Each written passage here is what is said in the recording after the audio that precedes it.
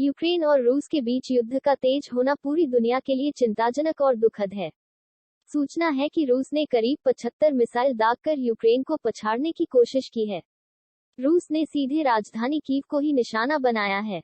गत दिनों क्रीमिया को रूस से जोड़ने वाले पुल पर हुए विस्फोट के लिए रूस ने कीव को जिम्मेदार माना है और जिसका बदला उसने दनादन मिसाइल दागकर लिया है। कीव से आ रही तस्वीरें लोमहर्षक हैं। जगह जगह ध्वस्त इमारतों और आगजनी से पूरा कीव शहर अस्त व्यस्त हो गया है। कीव के अलावा भी यूक्रेन के अन्य शहरों पर मिसाइल बरसे हैं। लोगों से कह दिया गया है कि वे घर से बाहर न निकलें। आने वाले दिनों में रूसी हमला और खतरनाक होने की आशंका है।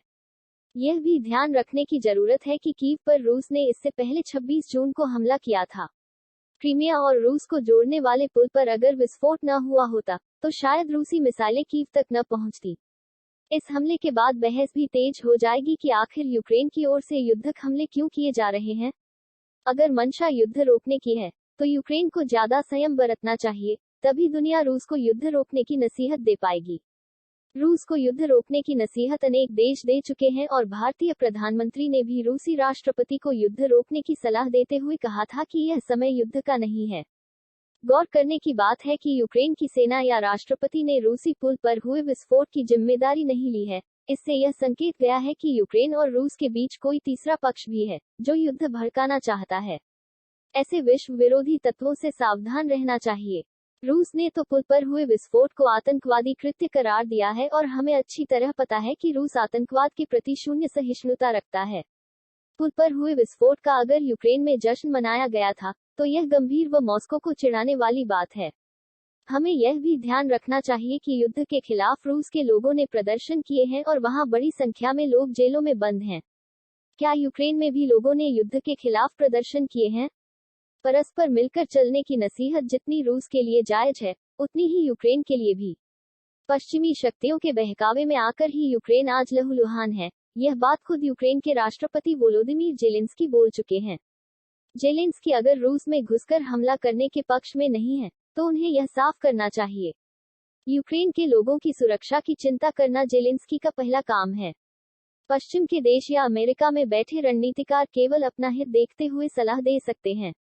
युद्ध समाप्त करने की अपील के बजाय अगर पश्चिमी देश लगातार रूस को आलोचना का निशाना बनाने के उपक्रम में जुटे रहेंगे, तो आशंका है, युद्ध किसी भी समय विकराल रूप ले लेगा।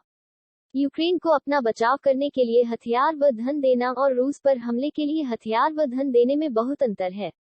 रूस किस हद तक जा सकता है, इसका एहसास पहले यूक्रेन को होना चाहिए, क्योंकि प्रत्यक्ष रूप से हमले तो केवल वही झेल रहा है।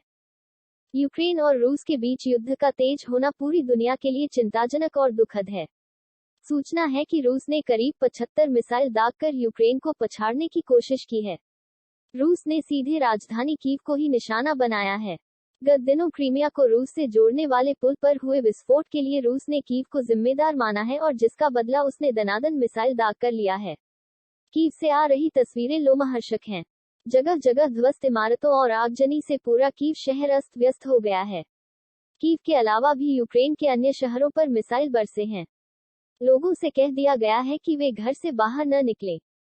आने वाले दिनों में रूसी हमला और खतरनाक होने की आशंका है। यह भी ध्यान रखने की जरूरत है कि कीव पर रूस ने इससे पहले 26 जून को हमला किया था। क्रीमिया और रूस को जोड़ने वाले पुल पर अगर विस्फोट न हुआ होता, तो शायद रूसी मिसाइलें कीव तक न पहुंचती।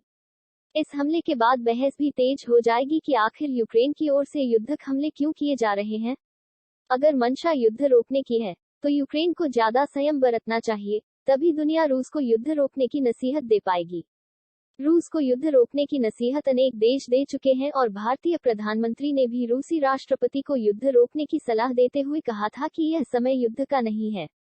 गौर करने की बात है कि यूक्रेन की सेना या राष्ट्रपति ने रूसी पुल पर हुए विस्फोट की जिम्मेदारी नहीं ली है। इससे यह संकेत गया है कि यूक्रेन और रूस के बीच कोई तीसरा पक्ष भी है, जो युद्ध भड़काना चाहता है। ऐसे विश्व विरोधी तत्वों से सावधान रहना चाहिए। रूस ने तो पुल पर हुए विस्फोट को आतंकवादी कृत्य करार दिया है और हमें अच्छी तरह पता है कि रूस आतंकवाद के प्रति शून्य सहिष्णुता रखता है। पुल पर हुए विस्फोट का अगर यूक्रेन में जश्न मनाया गया था, तो यह गंभीर व मॉस्को को चिढ़ाने वाली बात है। हमें यह भी ध्यान रखना चाहिए कि युद्ध के खिलाफ रूस के लोगों ने प्रदर्शन किए हैं और वहां बड़ी संख्या में लोग जेलों में बंद हैं। क्या यूक्रेन में भी लोगों ने युद्ध के खिलाफ प्रदर्शन किए हैं? परस्पर मिलकर चलने की नसीहत जितनी रूस के लिए जायज है, उतनी ही यूक्रेन के लिए भी। पश्चिमी शक्तियों के बहकावे में आकर ही यूक्रेन आज लहूलुहान है। यह बात खुद यूक्रेन के राष्ट्रपति वोलोदिमीर जेलेंस्की बोल चुके हैं। जेलेंस्की अगर रूस में घुसकर हमला करने के पक्ष में नहीं है, तो उन्हें यह साफ करना चाहिए। यूक्रेन के लोगों की सुरक्षा की चिंता करना जेलेंस्की का पहला काम है। पश्चिम के देश या अमेरिका में बैठे रणनीतिकार केवल अपना हित देखते हुए सलाह दे सकते हैं।